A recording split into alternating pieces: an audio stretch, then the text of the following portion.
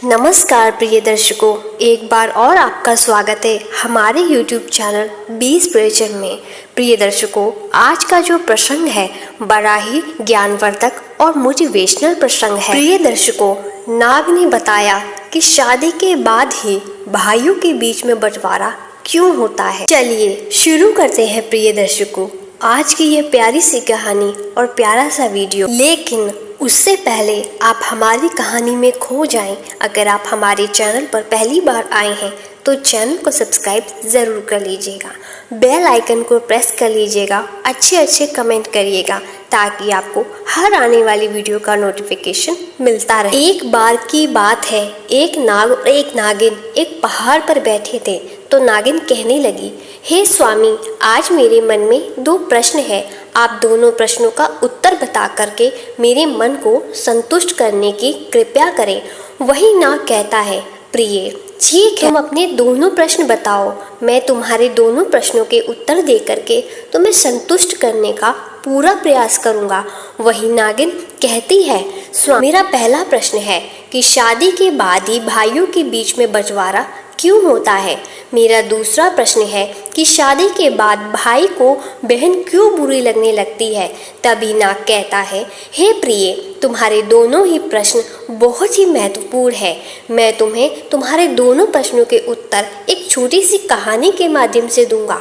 इसलिए मैं जब तक कहानी सुनाऊं तुम कहानी को पूरा मन से सुनना, क्योंकि आधी अधूरी कहानी सुनने से हमेशा आधा अधूरा ही ज्ञान प्राप्त होता है जो जीवन में कभी काम नहीं आता। वही नागिन कहती है, हे स्वामी, ठीक है, आप कहानी शुरू करें। आप जब तक कहानी सुनाएंगे मैं कहानी को पूरा और मन से सुनूंगी। तो प्रिय दर्शकों, नाग नागिन से कहता है, बहुत समय पहले एक नदी के किनारे पर एक किसान अपनी पत्नी और 3 बेटों के साथ रहता था। तीनों बेटों की शादी हो चुकी थी। पूरा परिवार एक साथ सुखपूर्वक रहता था। एक दिन एक किसान की पत्नी ने अपने बेटों से कहा, बेटा, ये जमीन और जंगल तुम्हारे पिता के बड़े परिश्रम का फल है। जमीन की उपज और जंगल की लकड़ी बेच करके तुम्हारे पिता ने इतने ढोढगर खरीदे थे और इतना बड़ा घर बनाया था कि जिसमें सारा परिवार सुख से रह सके। वहीं उस किसान के तीनों बेटे एक टीले पर खड़े हुए थे जहां से धान के खेत दिखाई देते थे। वहीं फसल काटने के लिए तैयार थी और पके धान की बालियां खेतों में लहरा रही थी। वहीं किसान का सबसे छोटा बेटा अपनी माँ से कहता है, माँ, आप ठीक कहती हो, मुझे पिताजी के साथ में सुबह सुबह अपने खेतों में जाना बहुत ही अच्छा लगता है। मुझे आज भी सब याद है। नाग कहता है कि हे प्रिय, किसान का सबसे छोटा बेटा जो था उसका नाम रामू था। रामू आगे कहता है कि मुझे खलियान में काम करना बहुत ही अच्छा लगता है। वही रामू जो था अपने पिता की तरह खेती बाड़ी किया करता था। उसे कड़ी मेहनत करनी पड़ती थी, मजदूरों को संभालना, उपज को इकट्ठा करना, उसके लिए सही खरीदार ढूंढना, यह सारे कार्य उस किसान के सबसे छोटे बेटे यानी रामू को करने पड़ते थे। वही किसान के 2 बड़े बेटे, एक का नाम सोहन था, दूसरे का नाम श्याम था। सबसे बड़ा वाला बेटा सोहन ज्योतिष का काम करके खूब सारा धन कमाता था। वहीं दूसरा नंबर का जो श्याम नाम का बेटा था वे बहुत बड़ा व्यापारी था और बहुत ज़्यादा पैसे कमाता था। वहीं पूरे परिवार के बीच में एक खुशी की लहर थी। किसी प्रकार का परिवार में कोई कष्ट नहीं था। उसके बाद में किसान एक दिन बीमार पड़ गया। फिर उसने अपनी पत्नी को बुलाया और कहा, मेरा अंतिम समय आ रहा है, बस तुम मुझे एक वचन दो कि बच्चों के बीच में कभी जमीन जायदाद का बंटवारा ना हो। मैं ये चाहता हूँ कि हमारे तीनों बच्चे जीवन भर मिलजुल कर रहें, किसी के बीच में कोई भेदभाव उत्पन्न ना हो, क्योंकि जिस घर की एकता भंग हो जाती है वह घर पूरी तरह बिखर जाता है। नाग कहता है कि हे प्रिय, वहीं किसान की पत्नी उस किसान को वचन देती है और वचन देती है उस किसान की मृत्यु हो जाती है। वही समय धीरे धीरे गुजरता गया। फिर एक दिन किसान की पत्नी ने अपने तीनों बच्चों को बुलाया और कहा, बेटा, मैं तुमसे एक वचन लेना चाहती हूँ कि तुम्हारे पिता की अंतिम इच्छा थी कि तुम्हारे बीच में कभी भी जमीन जायदाद का बंटवारा नहीं होगा। तुम तीनों भाई और तीनों बहुएं हमेशा घर में मिलजुल करके जीवन यापन करोगे, क्योंकि जिस घर की एकता टूट जाती है वह घर कभी भी उन्नत नहीं कर पाता है। वहीं किसान की पत्नी की बात को सुनकर तीनों बेटे कहने लगे, हाँ माँ, आप जैसा चाहती हो, पिताजी की जैसी इच्छा थी, हम इच्छा के विरुद्ध कभी नहीं जाएंगे और तीनों भाई हमेशा प्रेम से रहेंगे। फिर अपने बेटों की बातों को सुन करके माँ को बहुत ही खुशी हुई। वही जो सबसे बड़ा बेटा, जिसका नाम सोहन था, वह ज्योतिष में बहुत ज़्यादा निपुण था, इसलिए आसपास के लोग उससे सोहन से कई मामलों में राय लेने आते थे, तो सोहन का गुजारा बढ़िया तरीके से हो जाता था। वही दूसरे नंबर का बेटा, जिसका नाम श्याम था, वह भी एक बड़ा व्यापारी था, उसकी भी कमाई ठीक ठाक हो जाती थी। वहीं सबसे बड़ी मुश्किल यही थी कि किसान का जो सबसे छोटा बेटा था, जिसका नाम रामू था, वह कड़ी मशक्क़त करता था, बहुत मेहनत करता था, सुबह से लेकर शाम तक खेतों में लगा रहता था, फिर भी उतनी कमाई नहीं कर पाता था जितनी कमाई दोनों बड़े भाई करते थे। समय धीरे धीरे गुजरता गया। वही किसान के दो बड़े बेटे जो ठीक ठाक कमाई करते थे, वे अपने पिता को दिया हुआ वचन भूल जाते हैं और अपनी पत्नियों के साथ में ऐशो आराम का जीवन व्यतीत करने लगते हैं। वहीं जब किसान के दो बड़े बेटों की बहुएं ऐशो आराम का जीवन जीती हैं और जो सबसे छोटा बेटा रामू था, उसकी पत्नी घर पर ही कमाई करती रहती है, उसे घूमने के लिए नहीं मिलता, उसे शौक करने के लिए नहीं मिलती।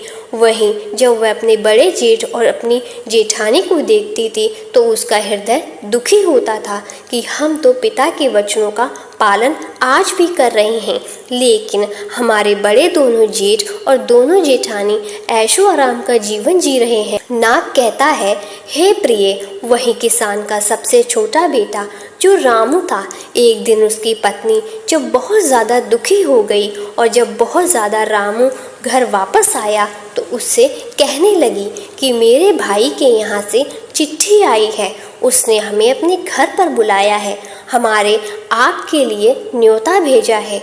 कुछ दिनों पहले ही हमारे भाई ने अपना घर बनाया था, उसमें गृह प्रवेश होना है। वह यह चाहता है कि हम दोनों कुछ दिन के लिए उनके पास रहें। वहीं अपनी पत्नी की बात को सुन के किसान का छोटा लड़का कहने लगा, देखो, खेती में बहुत काम करना पड़ता है, मेरे पास में इतना समय नहीं है कि मैं तुम्हारे साथ में तुम्हारे मायके जा सकूं। यदि मैं तुम्हारे साथ तुम्हारे मायके में चलूँगा तो खेती का काम खराब हो जाएगा। वही पत्नी की तमाम करार कहने लगी कि ठीक है, हम जीवन भर इसी घर में पड़े रहेंगे, मेरे मन की कोई इच्छा नहीं है। वही पत्नी को गुस्से में देख करके किसान का छोटा लड़का कहने लगा, ठीक है, मैं ऐसा करता हूँ कि तुम्हारे जाने का इंतज़ाम किए देता हूँ, पर मैं नहीं जा पाऊँगा। उसकी पत्नी कहने लगी, यदि हम नहीं जाएंगे तो दोनों साथ जाएंगे, वरना कोई नहीं जाएगा। वही पत्नी की बात को सुनकर के फिर रामू कहने लगा, ठीक है, जैसी तुम्हारी मर्जी, जाना है तो जाओ, नहीं जाना है तो मत जाओ। नाग कहता है कि हे प्रिय, वही किसान के सबसे छोटे बेटे की बहू अपने दोनों बड़े जेठ और जेठानी का नज़ारा देख करके पहले से ही चिड़ी हुई थी कि महीना भर आराम करते हैं और ऐशो आराम का जीवन वह सभी बिताते हैं। और फिर ऐसा सोच करके वह रामू से कहने लगी, क्या हमने घर का सभी काम करने का ठेका ले लिया है? घर में तो खेती का काम हम दोनों मिलकर करते हैं और आपके दोनों बड़े भाई आपकी भाभीयों के साथ में मौज मस्ती का जीवन जी रहे हैं। क्या आपने कभी सोचा है कि मेरा भी मन करता है हम भी शौक शान का जीवन जिए? जब उनको अपना अपना ही करना है, हम दोनों की कोई फिक्र नहीं है। वह तो दोनों बाहर रह करके मौज मस्ती का जीवन जी रहे हैं और हम दोनों को घर और खेती का सारे कार्य करना पड़ता है। वो तो अपनी पत्नियों के साथ में चारों ओर घूमने चले जाते हैं और मैं हमेशा इस घर में ही पड़ी रहती हूँ। आप बताओ, क्या यह अन्याय नहीं है? नाग कहता है कि हे प्रिय। फिर तो अपनी पत्नी की बात को सुन करके रामू की नींद खुल गई। फिर उसकी पत्नी आगे कहने लगी, अब तुम मेरी एक बात सुनो, जायदाद की बंटवारे की बात चलाइए ताकि हम लोग अलग रह सके। यदि हम अलग रहेंगे तो हमको भी अपने घूमने के लिए कुछ समय मिलेगा। फिर इस प्रकार अपनी पत्नी की बातों को सुनकर के रामू को लगा कि उसकी पत्नी सही कह रही है। मेरा काम मेरे भाई के काम से ज़्यादा महत्वपूर्ण है। मेरी ही वजह से वह दोनों इतने ठाठ से और आराम से रह जाते हैं और मैं और मेरी पत्नी नौकरों की तरह इस घर में लगे रहते हैं। वहीं एक रोज जब सभी भाई घर में खाना खा रहे थे तो किसान के सबसे छोटे लड़के ने अपनी माँ और भाइयों से कहा कि उसे जायदाद में उसका हिस्सा चाहिए, अब वह शामिल नहीं रहेगा। वही अपने सबसे छोटे बेटे की बातों को सुनकर के माँ को बड़ा धक्का लगा और उसने कहा, तुम्हारे पिता चाहते थे कि तुम सब मिलजुल कर एक होकर रहो। वही सबसे छोटा बेटा कहने लगा, माँ मैं अब शामिल नहीं रह सकता हूँ। फिर तो और दोनों भाइयों ने भी हामी कर और कहा, ठीक है, जायदाद का बंटवारा हो जाना चाहिए। वही जमीन जायदाद के सभी कागज़ जिनके आधार पर बंटवारा होना था तैयार किए जाते हैं। वही बंटवारा होने से पहले किसान की पत्नी अपने तीनों बेटों से कहती है कि बंटवारा बाद में होगा। हमारे घर की परंपरा है, कोई भी कार्य करने से पहले सबसे पहले भगवान जगन्नाथ के दर्शन अवश्य करने चाहिए। वही अपनी माँ की बात को सुन करके सभी बेटे तैयार हो जाते हैं तो अपनी माँ की बात मान करके अगले दिन सभी बेटे अपनी पत्नियों और माँ के साथ में यात्रा पर निकल पड़ते हैं। वही मंदिर में दर्शन करने के बाद में जब सभी भाई वापस लौट रहे तो उनकी माँ ने कहा, बच्चों मैं बहुत थक गई हूँ और मुझे बहुत तेज भूख लग रही है। आप सभी भी भूखे होंगे और बहुओं को भी भूख लग रही होगी। चलो एक काम करते हैं, किसी ठीक से स्थान पर बैठ करके कुछ खा पी लेते हैं। वही गांव के बाहर ही एक पुराना मंदिर था और पास में ही खाने की दुकान थी। वहीं जब सभी परिवार के खाना खाने की तैयारी करने लगा तो माँ ने कहा, बेटा हम लोग खाना खाने के लिए जा रहे हैं, मगर की थैली जो थी वह तो मैं कहीं भूल आई। अब यहाँ से घर तक जाने के लिए हमें काफ़ी पैसा चाहिए और यहाँ खाना खाने के लिए भी हमें पैसा चाहिए। यदि हमारे पास पैसा नहीं होगा तो ना तो हम घर पहुँच पाएंगे और ना ही हमारा पेट भर पाएगा। अब तो एक ही उपाय है कि मैं इन बहुओं के साथ में ही इसी मंदिर में रुकती हूँ। तुम तीनों भाई एक काम करो कि किसी गांव में जा कर के कोई काम ढूंढ लो और तीनों अलग अलग अपना काम करो। तुम जो भी कुछ कमा कर लाओगे उन्हीं पैसों से हम कुछ खा पाएंगे और यहाँ से घर पहुँच पाएंगे। वहीं तीनों बेटों ने अपनी माँ की राय मान ली और तीनों भाई अलग अलग दिशाओं में पैसा कमाने के लिए निकल पड़े। चलते चलते किसान का छोटा बेटा जो था रामू, जब वह कुछ आगे पहुँचता तो एक ऐसे स्थान पर पहुँच गया जहाँ पर किसी गंभीर विषय की बात आपस में कुछ लोग कर रहे थे। तो रामू ने पूछा, आप लोग कैसे उदास हैं और क्या बात कर रहे हैं? क्या मैं आपकी कुछ मदद कर सकता हूँ? वहीं रास्ते में वह खड़े लोग कहने लगे कि ज़मीन के इस हिस्से में सदा ही पानी जमाव बना रहता है और हम इसमें कुछ भी उगा नहीं पाते हैं, फिर भी हमें राजा को इसका लगान देना पड़ता है। अब हम क्या करें, हमारी समझ में नहीं आ रहा। वहीं उन लोगों की बातों को सुन करके किसान का सबसे छोटा बेटा जो रामू था कहने लगा, अगर मैं आपको धान उगाने की तरकीब बताऊं तो मुझे क्या इनाम मिलेगा? वहीं पर वह राहगीर कहने लगे, यदि तुम हमें इस जगह पर धान उगाने की तरकीब बताओगे तो हम तुम्हें चांदी की 200 मुद्राएं भेंट करेंगे। वहीं रामू जो था बहुत ही निपुण किसान था और फिर वह लोगों से कहने लगा कि गोबर और मिट्टी को मिला करके उसके गोले बना लो, उन्हें गीला और नरम रखो, फिर हर गोलों में बीज डाल दो और उन्हें सूखने दो। गांव वाले बहुत ध्यान से रामू की बात सुन रहे थे। फिर उन्होंने पूछा कि इन गोलों का क्या करें, तो रामू कहने लगा कि इन गोलों को इस ज़मीन में डाल दो, गोले ज़मीन में धंस जाएंगे और बीज भी फूट जाएगा।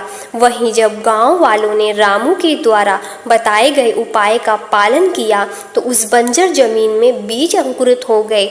वहीं गांव वालों ने किसान के छोटे लड़के को धन्यवाद दिया और प्रसन्नता पूर्वक उसे 200 मुद्राएं भेंट की, जिन्हें लेकर के वह रामू जो था अपनी माँ के पास उसी मंदिर में लौट आया।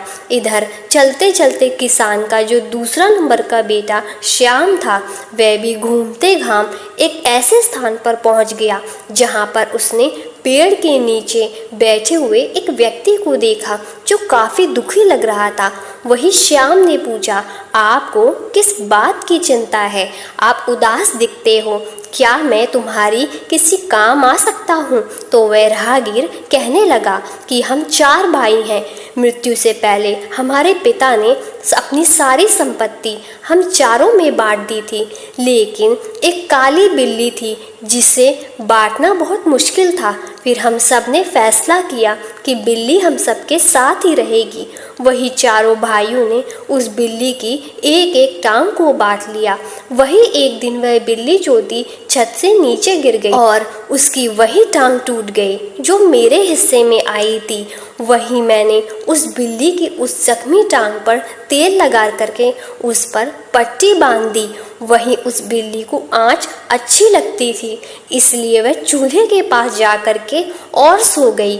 वहीं जैसे ही बिल्ली सो गई वैसे ही चूल्हे से एक चिंगारी निकल उस तेल के लगे हुए कपड़े के ऊपर गिर गई। उसने आग पकड़ ली। वहीं जब बिल्ली वहां से भागी तो आसपास के घरों में आग लग गई, सब कुछ झलक की राख हो गया।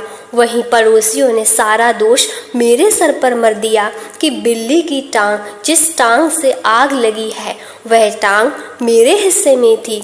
वही फैसला जब पंचायत में पहुंच गया तो पंचों ने कहा कि जिस टांग की वजह से आग लगी वह मेरे हिस्से की थी, इसलिए पूरा नुकसान मुझे ही पूरा करना होगा। पर मेरे पास सबको देने लायक पैसे नहीं हैं, अब मैं क्या करूं? इसलिए बड़ा ही चिंता में बैठा हुआ हूं।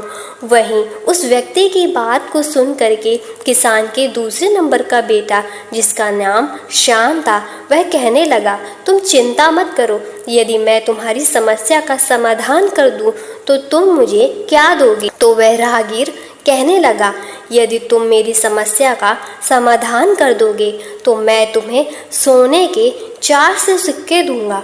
वही शर्त मंजूर होने के बाद में वह लड़का कहने लगा, ठीक है, तुम जाओ और अपने पड़ोसियों और गांव के बड़े बूढ़ों को जमा करो, मैं तुम्हें शीघ्र ही मिलता हूँ।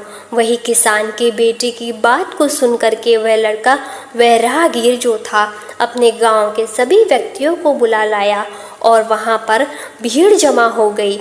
वही सबकी बात सुन के बाद में किसान का बेटा श्याम कहने लगा, यह सच है कि सारा नुकसान बिल्ली ने किया है और यह भी सच है कि जो टांग इसके हिस्से में थी वह टांग जख्मी थी और उस पर तेल की पट्टी बंधी हुई थी। और यह भी सच है जो आप लोग सभी जानते हैं कि बिल्ली के भागने की वजह से ही सब घरों में आग लगी है। मगर एक बात आपने नहीं सोची कि बिल्ली अपनी कभी भी जख्मी टांग पर नहीं भाग सकती है। जो बिल्ली की टांग टूट चुकी थी वह तो किसी काम की नहीं थी। बिल्ली केवल अपने सही तीनों टांगों से भागी थी, जिसकी वजह से चारों ओर आग लगी। आप ही बताओ, बिल्ली की टूटी हुई टांग का दोष है कि जो टांगें सही थी उनका दोष है? वहीं शाम की बुद्धि ने सब गांव वालों को अचंभे में डाल दिया और सभी ने हामी में अपना सिर हिलाया। वहीं फैसला हुआ कि 3 टांगें जो सही थी उनके मालिक ही हर्जाना भरेंगे। फिर तो जख्मी टांग का मालिक बहुत ही खुश हुआ और वादे के मुताबिक उसने शाम को सोने की 400 मुद्राएं भेंट की। वही किसान का दूसरा बेटा भी 400 सोने के सिक्के ले करके और अपनी माँ के पास में मंदिर में लौट आया। वहीं किसान का अब सबसे बड़ा बेटा, जिसका नाम सोहन था, वह भी कमाई करने के लिए गया था, मगर वह चलते चलते एक ऐसे घर में जा पहुंचा जहां से रोने की आवाज़ आ रही थी। वह घर बहुत बड़ा था, उसके बाहर एक पहरेदार भी खड़ा था। वही किसान का बड़ा बेटा सोचने लगा कि ऐसे आलीशान घर में रहने वाला कोई व्यक्ति क्यों रो रहा है, आखिरकार इसकी समस्या क्या है। वहीं जब किसान का बेटा आगे बढ़ता है तो पहरेदार से पूछता है कि हे महोदय, एक बात बताओ, इस घर से रोने की आवाज़ क्यों आ रही है। फिर तो उस किसान के बेटे की बात को सुन करके वह पहरेदार कहने लगा, आप अंदर चलिए, आप स्वयं ही पूछ लीजिए। वहीं किसान का बेटा जब अंदर गया तो वह कहने लगा कि आपको क्या कष्ट है, आप क्यों रो रहे हैं, आप मुझे बताओ, क्या मैं आपकी कोई सहायता कर सकता हूँ। नाग कहता है, हे प्रिय। वही रोने वाला व्यक्ति किसान के बड़े बेटे से कहने लगा, अरे भाई राजा, लोग भी अजीब सनकी होते हैं। हमारे राजा ने मुझे एक हाथी का वज़न पता करने के लिए कहा है। अगर मैं ऐसा नहीं कर सका तो राजा मेरा सिर धड़ से अलग करवा देगा। इतना कह करके फिर वह मंत्री जो था एकदम से रोने लगा। वहीं उस मंत्री की बात को सुन करके किसान का बड़ा बेटा, जिसका नाम सोहन था, वह कहने लगा, तुम चिंता मत करो, यदि मैं तुम्हें हाथी का वज़न पता लगाने में आपकी सहायता करूं तो मेरा क्या पुरस्कार होगा। वहीं मंत्री कहने लगा, यदि तुम मुझे एक हाथी का वज़न पता करवा दोगे तो मैं तुम्हें 1000 सोने की मुद्राएं दूंगा। फिर तो शर्त मंजूर होने के बाद में किसान के बड़े लड़के ने उस मंत्री से कहा कि मुझे हाथी के पास ले चलो।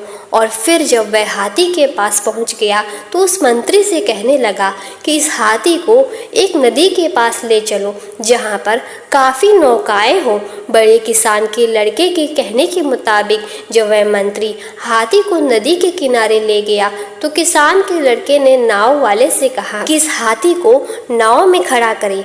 वही नाव वाले ने जैसे ही हाथी को नाव में खड़ा किया तो नाव जो थी पानी में धंसने लगी, और जब धंसना रुक गई तो किसान का लड़का कहने लगा, जहाँ पर वह नाव रुकी है वहाँ पर निशान लगाओ और फिर इस हाथी को इस नाव से उतार लो।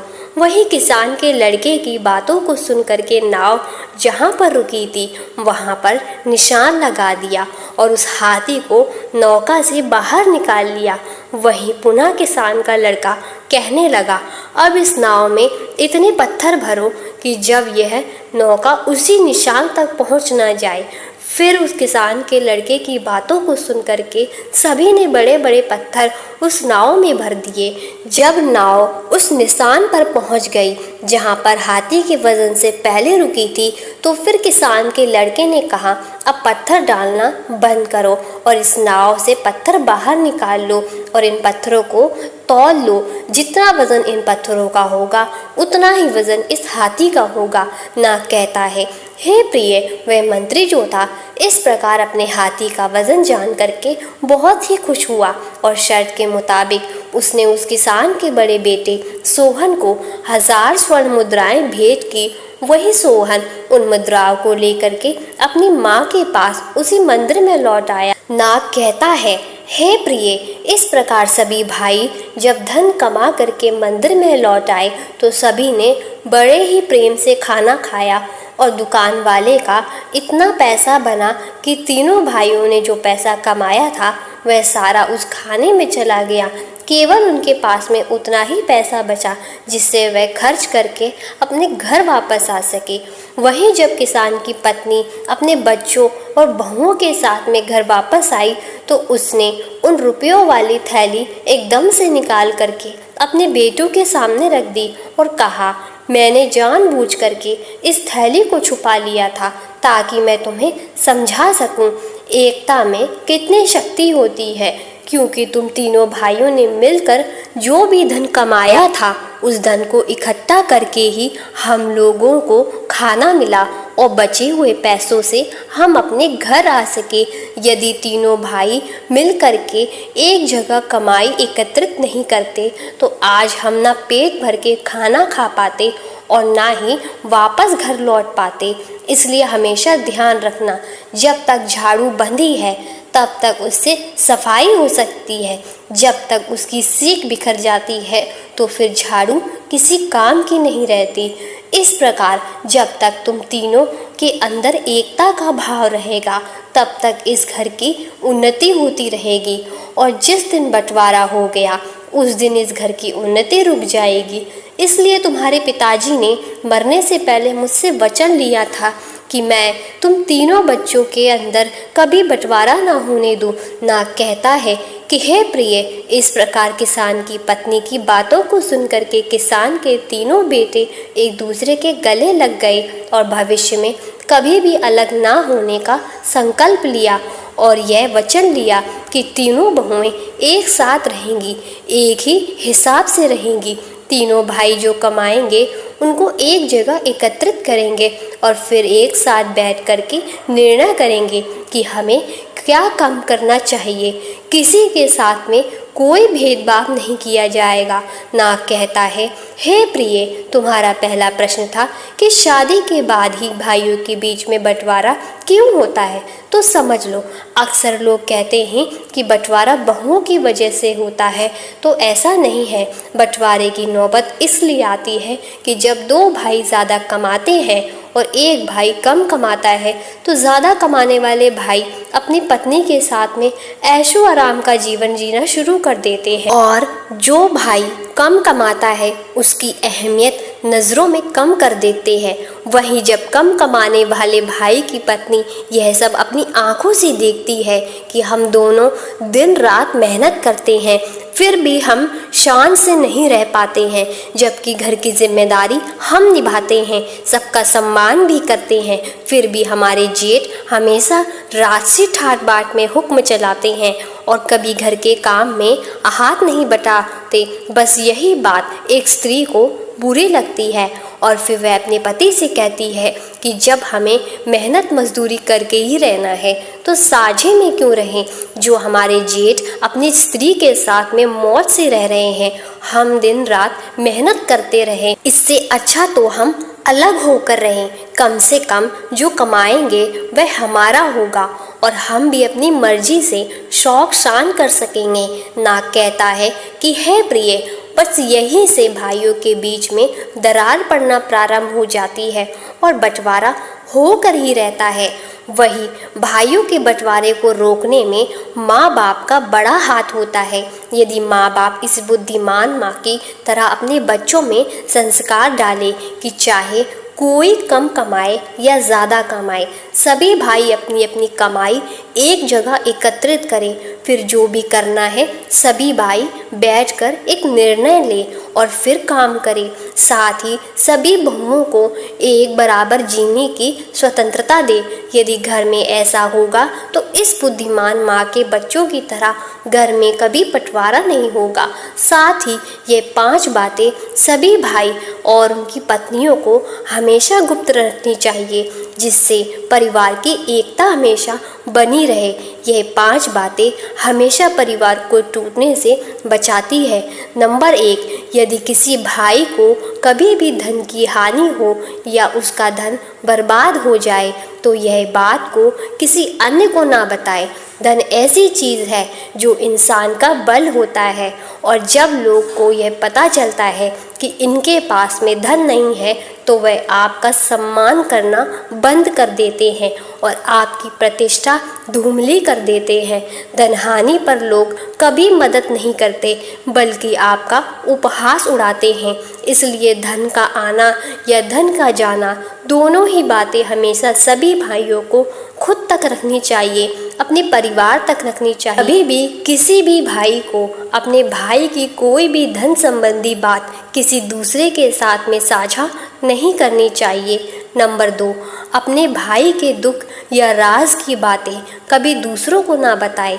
ऐसा करने से आपके लिए घातक समस्या उत्पन्न होती है, क्योंकि जिस व्यक्ति को आप अपने भाई के राज की बात बताएंगे और यदि विपरीत परिस्थितियों में आपके उससे मित्रता टूट जाएगी, तो वह आपके भाई की सारे राज की बातें चारों ओर सार्वजनिक कर देगा। वही लोगों के बीच में आप केवल एक पात्र रह बन जाएंगे और फिर बाद में इस दुख से आप बहुत दुखी होंगे। इसलिए कभी भी अपने घर या परिवार या दुख की बातें किसी के सामने ना बताएं, चाहे वह कितना भी प्रिय मित्र क्यों ना हो। नंबर 3, किसी भी पुरुष को हमेशा अपने जीवन और घर की बातों को हमेशा अपने तक ही रखना चाहिए। खासकर पत्नी या उसके चरित्र के बारे में कभी किसी से बात नहीं करनी चाहिए। जो पुरुष या स्त्री सम्मान नहीं करता, उस पुरुष का समाज में कभी सम्मान नहीं होता। ऐसे पुरुष की प्रतिष्ठा हमेशा दांव पर रहती है। इसलिए अपने परिवार में सभी स्त्रियों का सम्मान करें और अपने परिवार की बातें कभी किसी को ना बताएं।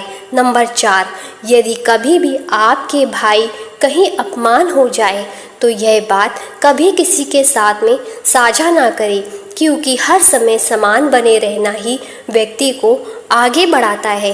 यदि जीवन में आपका या आपके भाई का कहीं अपमान हुआ हो तो कभी भी दूसरों के समक्ष नहीं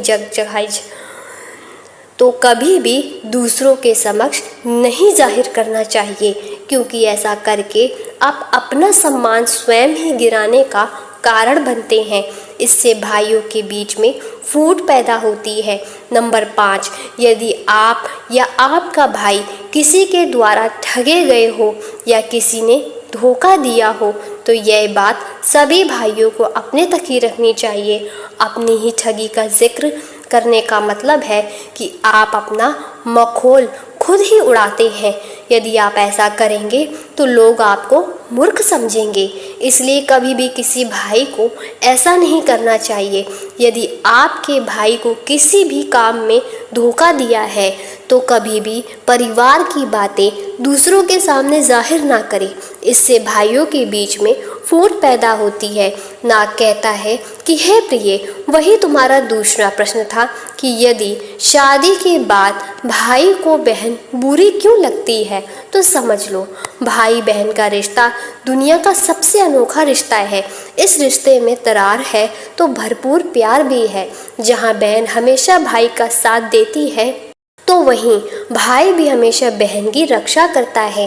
दोनों को एक दूसरे की बहुत परवाह होती है। शादी से पहले तक तो भाई बहन के बीच में सब कुछ बहुत अच्छा रहता है, लेकिन शादी के बाद में रिश्ते में खटास आ जाती है।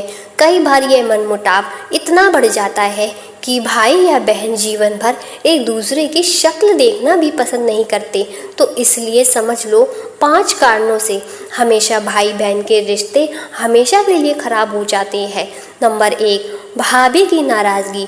भाई की शादी के बाद आपको अपनी माँ और भाई के अलावा अपनी भाभी को भी उतना ही प्यार और सम्मान देना चाहिए। अपनी भाभी को कुछ भी गलत कहने से बचें, इससे भाभी नाराज़ हो सकती है और उनकी यह नाराज़गी भाई तक पहुंच जाएगी।